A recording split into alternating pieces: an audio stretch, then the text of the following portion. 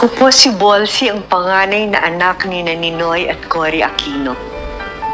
Nakababatang pinsan ko si Bam. Ang tawag ng mga ate at kuya niya sa kanya ay Bam Bam.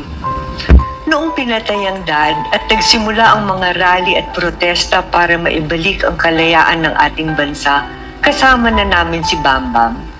6 na taong gulang siya noon, galing school, pupunta siya sa mga mini caucus para humingi ng hustisya sa pagkamatay ng dad at ikampanya ang mom sa pagkapangulo. Lumaki si Bam Bam na laging tumutulong sa kanyang kapwa.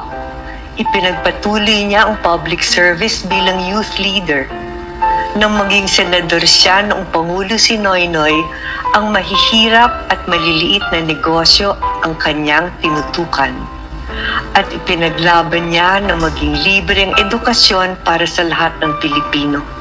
Ngayon, libre na ang kolehiyo. Kaya sa darating na halalan, muling humihingi ako ng tulong sa inyo.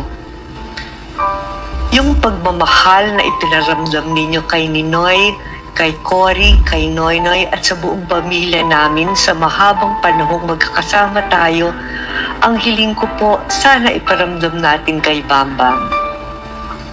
Marami pa siyang maitutulong sa ating lahat. Kaya sana po ibalik natin siya sa Senado. Number 5 sa balota, Bam Aquino po.